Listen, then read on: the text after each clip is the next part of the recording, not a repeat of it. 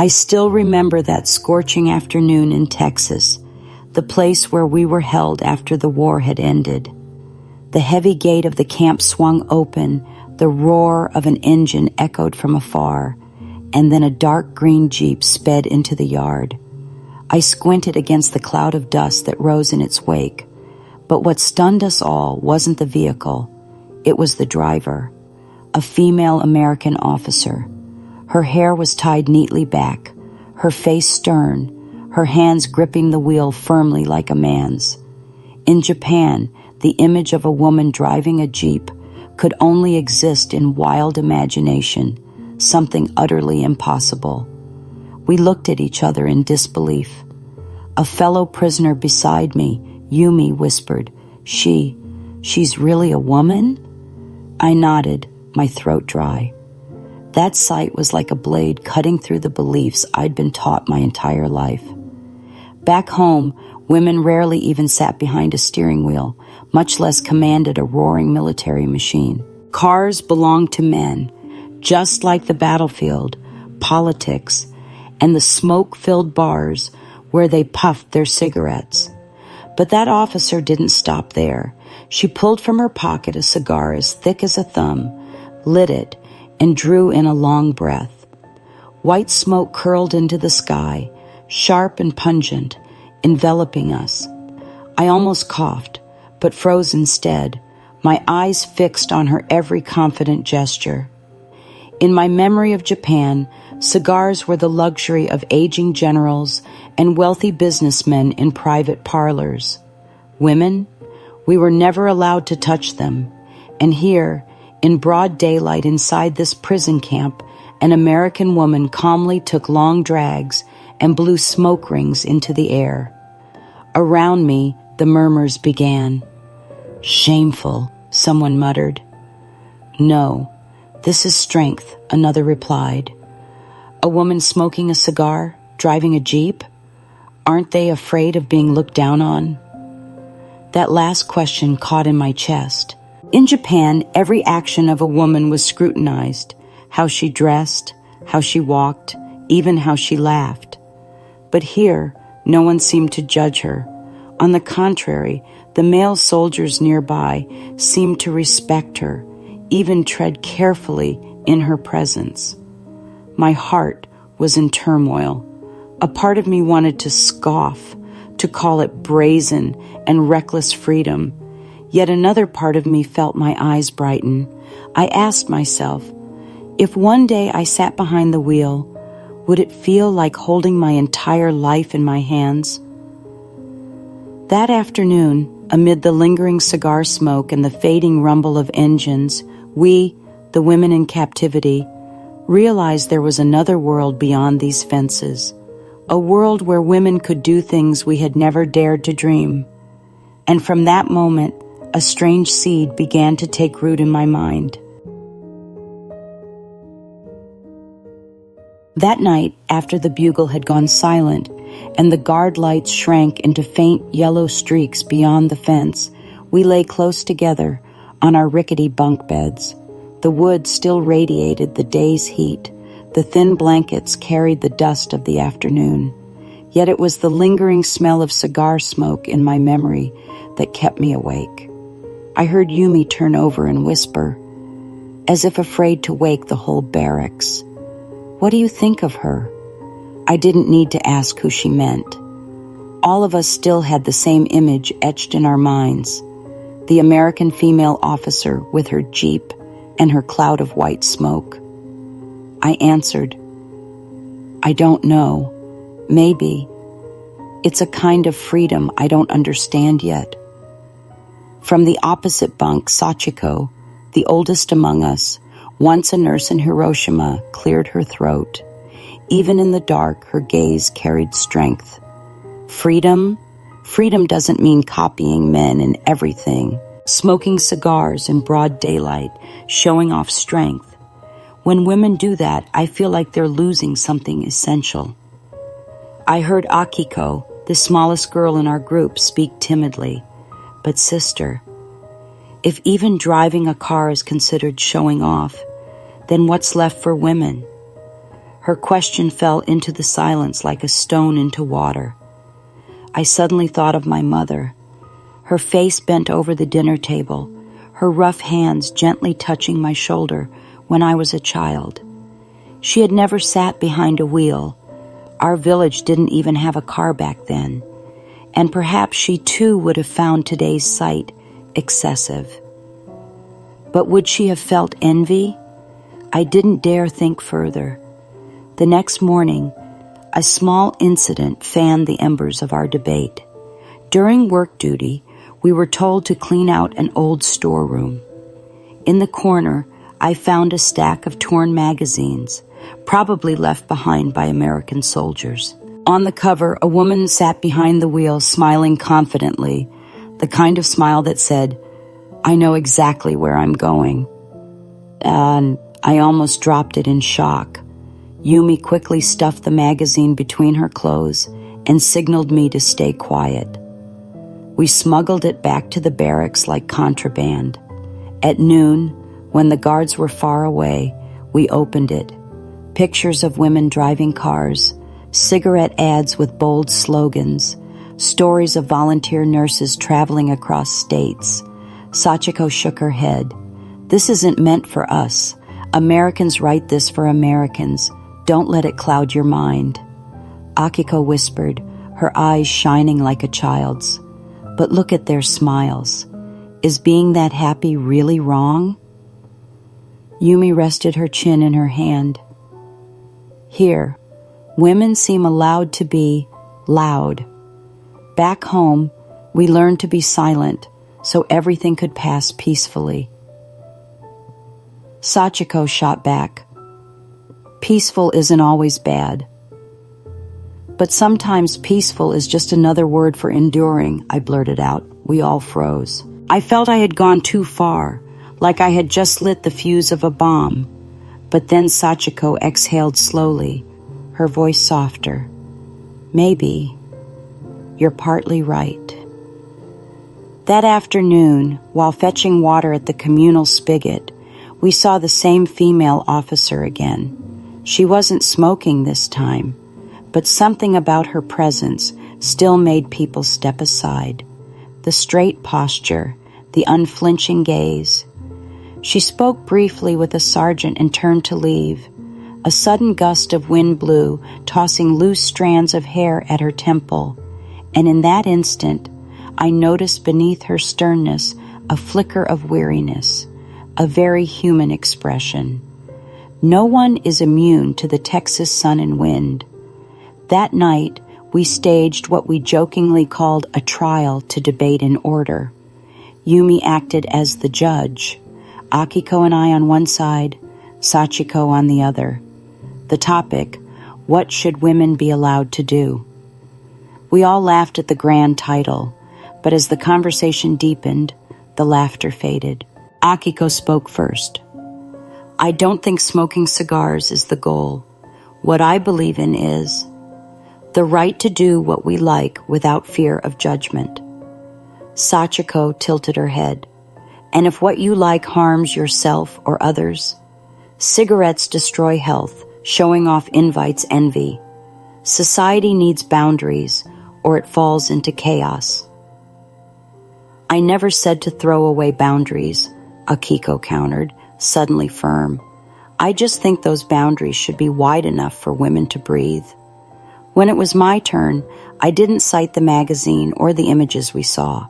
Instead, I shared an old memory. At 17, I wanted to study professional tailoring. My father told me, "Girls learn for fun, then get married." I obeyed, but every time I passed the tailor shop in town and heard the hum of sewing machines, my heart beat differently.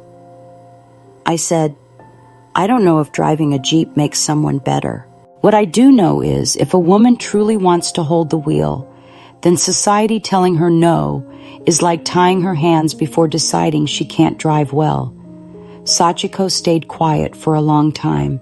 She stared at the ceiling where cobwebs swayed in the draft before speaking in a low voice. "I've seen too many lives torn apart by bombs. When I bandaged a man on a stretcher, I didn't think about male or female.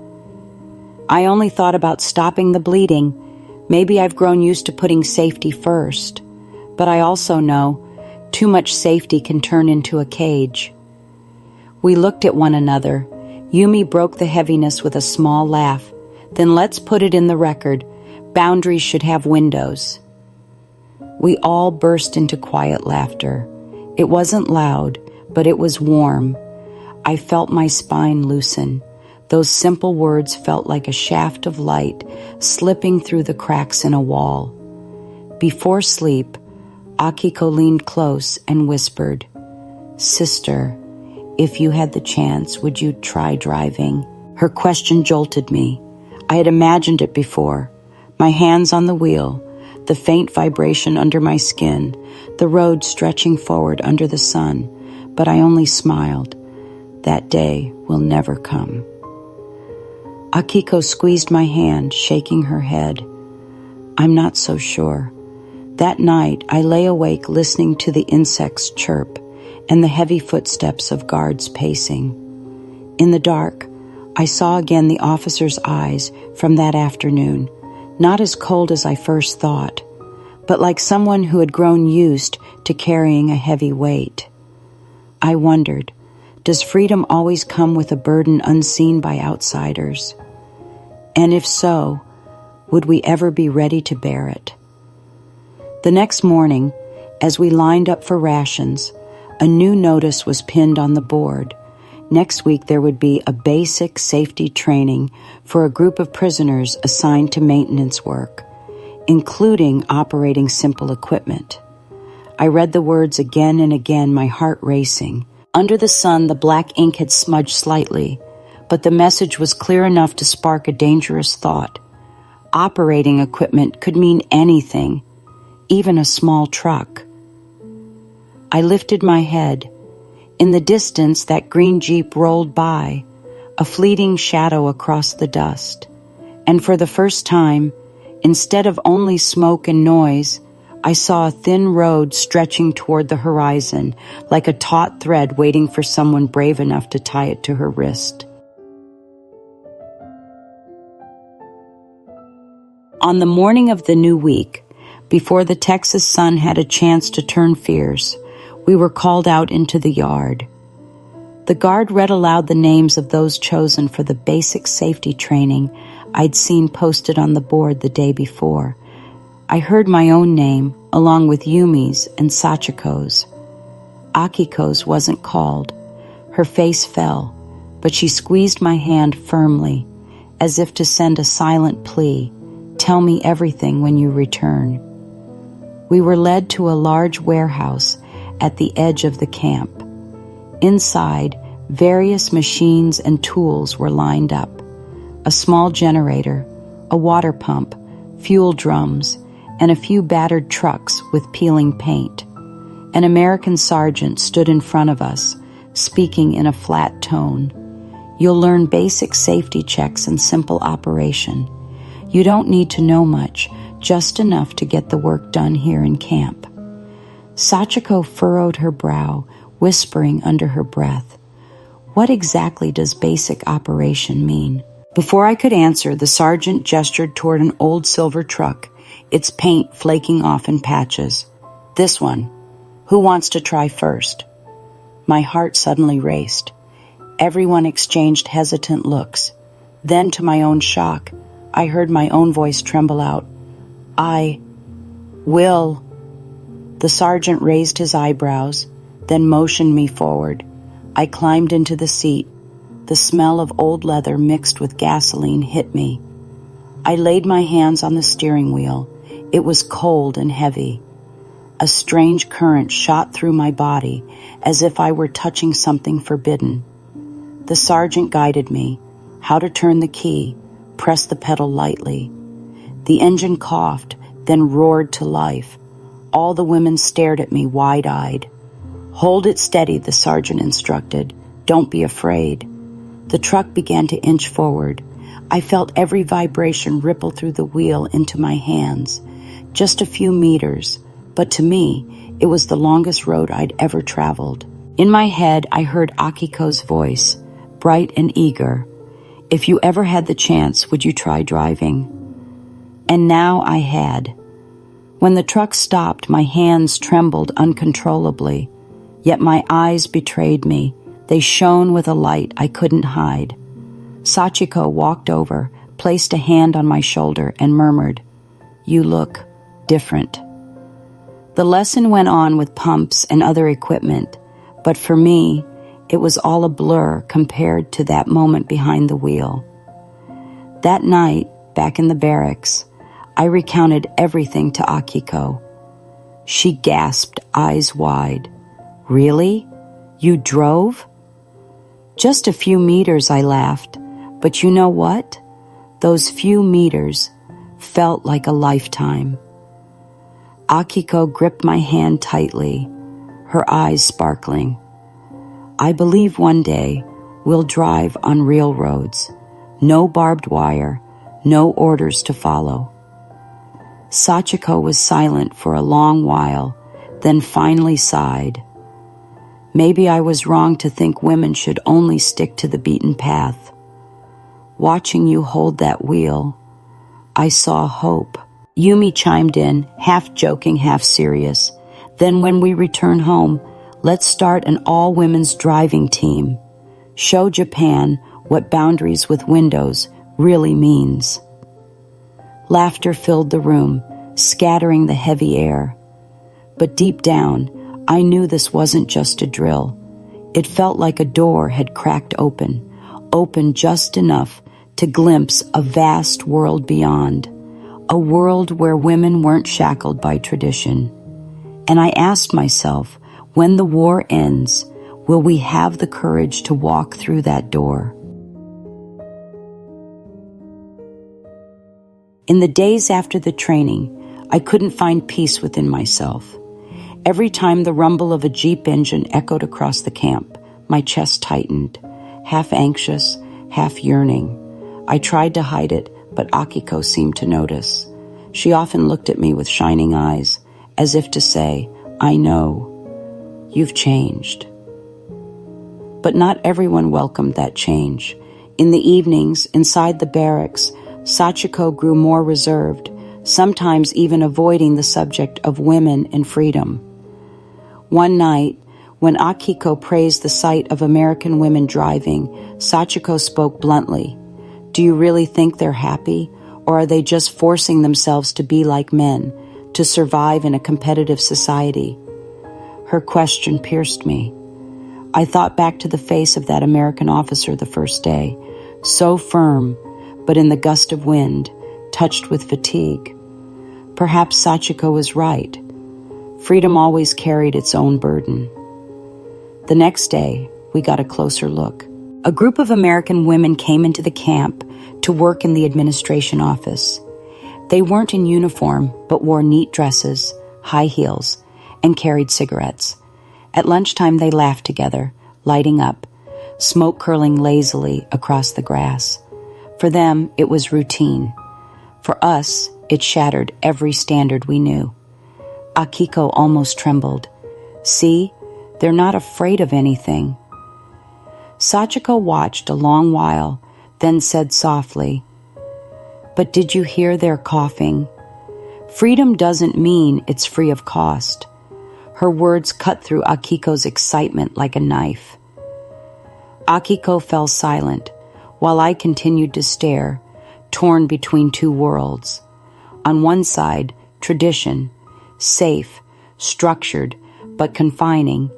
On the other, freedom, new, powerful, but risky. That evening, Yumi brought news that stoked the flames. She'd overheard guards talking. Out there, American women weren't just driving or smoking. They were working in factories, even taking leadership roles while men went off to war. Akiko nearly shouted with joy. "See, they even manage, they even lead. Why are Japanese women only allowed to cook at home?" Sachiko snapped. "Because our society is different. You think it's that easy? In Japan, a woman only has to dress slightly out of line to be gossiped about, to be shamed." I spoke up, my voice trembling. But sister, if everyone is afraid, then change will never happen. The air in the barracks grew taut as wire. Akiko's eyes filled with tears, while Sachiko turned away to hide her own. Yumi sat quietly, hands clasped tight, as if afraid a single word might break us apart. That night, I couldn't sleep. I thought of my father, my mother, the lessons about humility, about a woman's duty. I thought, too, of the American officer, of my hands on the steering wheel, the thrum of gasoline pulsing into my palms. Two worlds overlapping, pulling me in opposite directions. I wondered, is there a way to keep the dignity of a Japanese woman, yet not miss the doorway to freedom? The next day, as we worked in the yard, a small incident occurred. A supply truck stalled near where we were cleaning. The guards fumbled, helpless without the driver. I instinctively stepped forward, ready to offer help. But my throat locked up. If I admitted I knew how to start it, I would reveal what I'd learned, something that might be seen as overstepping for a prisoner. Sachiko grabbed my sleeve in time, whispering urgently, "Don't be reckless." I lowered my head, but inside I seethed. When the truck was finally towed away, I felt the sting of a missed chance, an opportunity to prove that women could do more than society allowed. And I realized, change doesn't come from theories or debates, but from small, daring acts at the right moment. That night, I scribbled on a scrap of paper I had found. One day, I won't just sit behind the wheel for a few meters. I will go farther. I folded it, tucked it under my thin mattress. It was a silent promise, one that needed no witness.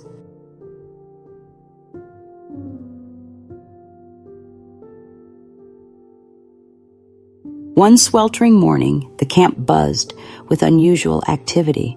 Word spread that an inspection team from outside was coming.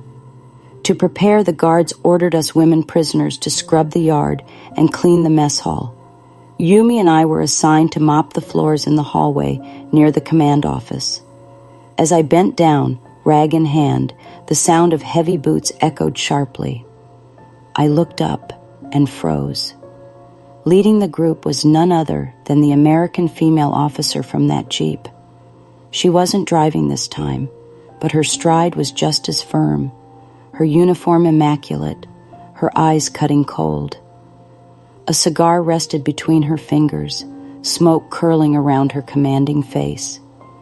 I lowered my head, heart pounding wildly. I thought she would walk straight past, but instead she stopped right in front of me. Her voice was low, husky, laced with the smell of tobacco. "You there, look up."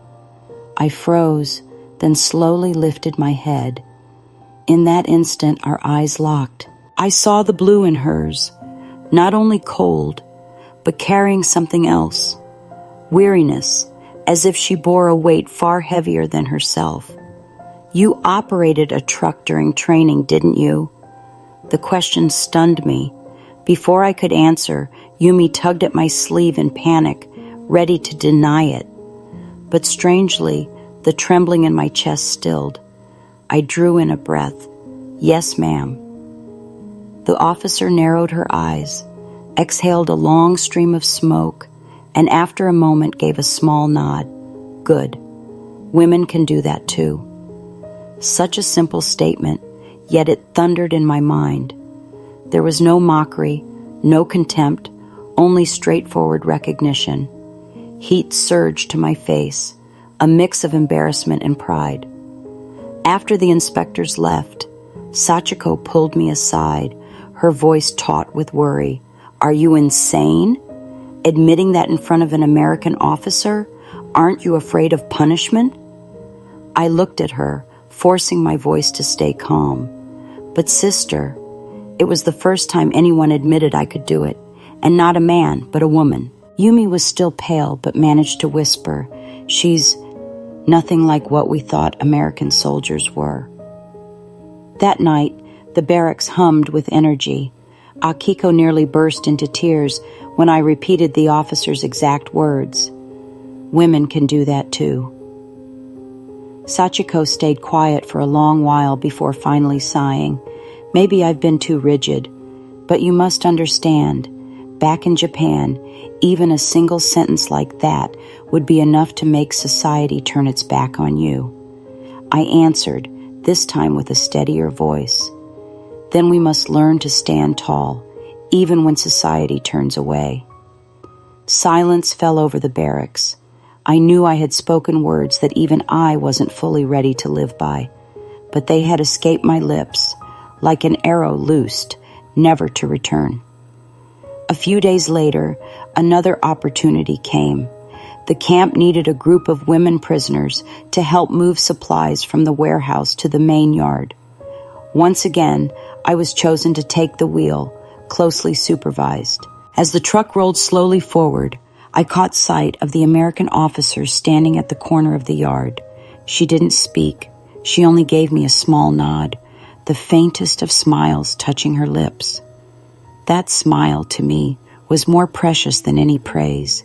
It felt like an invisible passing of the torch. Keep going. Don't stop. That night, I added another line to the scrap of paper I had hidden away. Today, I am no longer just a prisoner. I drove and I was seen.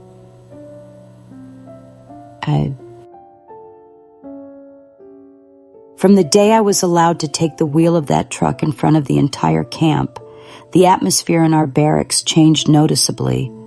Akiko grew more animated than ever, peppering me with questions each night. What did it feel like when your hands were on the wheel? How did the road shake beneath you? Did your foot tremble when you pressed the pedal? She retold my short drive to everyone in the barracks with sparkling eyes, as if recounting a fairy tale. To her, I had become living proof that women could step outside the narrow frame that had confined us since childhood. Yumi reacted differently. She observed quietly, but I caught a new kind of confidence in her eyes. Sometimes she would smile to herself and whisper, maybe next time I'd like to try too. But not everyone felt the same relief. Sachiko remained pensive, often sitting in the corner mending clothes or scrubbing dishes, joining our conversations less often. One evening she leaned close to me and said softly, "You know, I don't oppose the idea of women doing these things. I just worry the world will never accept it. Americans might nod with approval, but in Japan, they'd laugh at us." I stayed quiet. She was right. Tradition back home was a heavy weight. But I also remembered the officer's subtle nod. It hadn't been pity, it had been recognition, and I believed a single nod could change a woman's life. After that day, I noticed the guards looking at us differently. Before, they saw us only as shadows, working, eating, sleeping. But now, whenever I walked by, a few of them would sneak glances, muttering to each other. Some smirked, "Hey, look, the little driver," yet others nodded, not mockingly, but as though acknowledging a fact. That filled me with both pride and unease. I feared becoming the center of attention, something a prisoner should never want. One afternoon, while we were hauling crates of rations, a young guard strolled over muttering, "She drives better than some men." The whole group of us heard it. Akiko nearly squealed. Yumi bit back a grin, and I froze, unsure whether to feel proud or afraid. His words cut both ways, sharp as a double-edged blade. Soon, whispers about me began to ripple through the women's barracks. Some prisoners came to me in secret. "Is it true you drove a truck? Did the Americans really let women do that?" Some voices brimmed with admiration, but others carried suspicion. A middle-aged woman captured on Guam lowered her voice and warned, "Be careful, they let you taste it, but that doesn't mean they respect you. Don't let hope turn into a trap." Her words sent a chill through me. Yet at night, As I lay recalling the moment my trembling hands held the wheel, my heart still burned with light. Even if it was a trap, at least I had felt what it was like to be in control of something, anything. One morning in the ration line, a burly guard suddenly sneered. "Maybe next time she'll fly a plane, huh?" The guards behind him erupted in laughter. My face burned and I lowered my head. But then, a sharp female voice rang out. "Enough!" Everyone turned. It was the American officer, the one who had driven the Jeep, the one with the cigar. She swept her gaze over the group, her tone cold and commanding. If a woman can drive, why not? The laughter died instantly. My throat tightened, my eyes stung. That brief statement, spoken before so many eyes, felt like an invisible shield placed in front of me. From that day, something shifted among us. Akiko began scribbling down everything she overheard about machines. Yumi carried herself with more confidence during work, no longer shrinking back. Even Sachiko, once the skeptic, started asking me about what it felt like to drive, no longer avoiding the subject. One quiet night, as the barracks settled into silence, Sachiko suddenly said, "Maybe we were wrong. Maybe women don't need to become men. We just need to become ourselves, only stronger." Her words left us all in thoughtful silence. I looked at her and saw, in her weathered eyes, a glimmer of something new, the light of someone who had witnessed too much pain, yet still believed in change. That night, I pulled out the scrap of paper from under my pillow and wrote, "Freedom isn't just being allowed. Freedom is daring to believe you deserve it." That morning, the Texas sky hung heavy and gray, a rare rainstorm brewing on the horizon. We were lined up as usual when chaos erupted. A supply truck from the nearby army post had broken down right at the camp gate. Dozens of prisoners and guards crowded around, helpless. The driver's hand was injured. He couldn't manage the vehicle. Guards muttered in frustration, some shaking their heads, anxious because an inspection team from Washington was due within the hour. If the truck wasn't moved, the entire camp would be thrown into disorder. Amid the confusion, I stood frozen, clutching my worn tunic. I knew I could do it. I had driven before, if only within the training yard. But to do it here, in front of everyone, in front of the guards and the inspection team, that was something else entirely. Akiko, right behind me, whispered, "Sister, this is the moment." My heart hammered wildly. Then I heard Sachiko's voice in my mind, sharp like a warning. "If you fail, they'll mock all of us." I drew in a deep breath and stepped forward. My voice wavered, but it carried. "I can try." The yard fell silent. Dozens of eyes turned toward me, shocked, skeptical, amused. One guard burst into laughter. "A woman? You must be kidding." But before the laughter could spread, the American officer appeared. Her boots struck the gravel with authority, her gaze sweeping the crowd like a blade. Then she fixed her eyes on me. "You. Show them." The camp rippled with whispers. I climbed into the driver's seat, sweat pouring down my back, my heart threatening to explode. I remembered the sergeant's instructions. Turn the key, press the gas lightly, keep the wheel steady. The engine roared to life, the truck shuddering beneath me. The guards fell silent. I pressed the pedal. The truck lurched, sputtered, then rolled forward. Each meter felt like miles. My hands trembled on the wheel, but my eyes never wavered from the path ahead. Then, with a final surge of noise, the truck cleared the gate and came to a clean stop by the roadside, exactly as ordered. For a moment, silence blanketed the yard. Then unexpectedly, a ripple of applause rose, not from the guards but from the women prisoners behind the fence. The clapping spread, hesitant at first, then stronger, until it rolled across the camp like a wave. I stepped down from the cab, my legs shaking. The American officer strode forward, her eyes sharp as fire. She gave a single curt nod and spoke just 2 words. Good job. 2 words, but it felt like my entire existence had been acknowledged. In that instant, I was no longer just a prisoner. I was a woman who had proven she could. Some still shook their heads, smirking, but many of the guards couldn't hide their surprise. A corporal muttered to his companion, "She did it better than Carter last week." That comment spread quickly, cementing what no one could deny. A Japanese woman prisoner had successfully driven a truck before the entire camp. That night, no one in our barracks slept. Akiko danced like a child.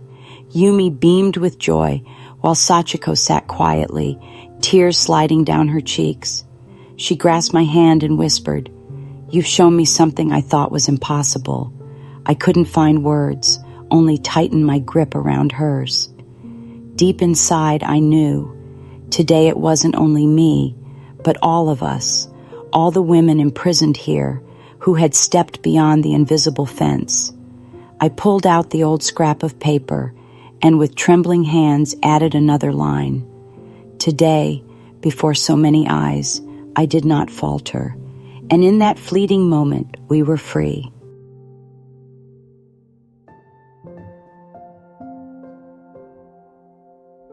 After the truck incident, the air in the camp changed completely. Whenever I walked past, the whispers were no longer pure mockery, but curiosity, sometimes even respect. A few young guards, instead of sneering, simply nodded, as if acknowledging what they had witnessed.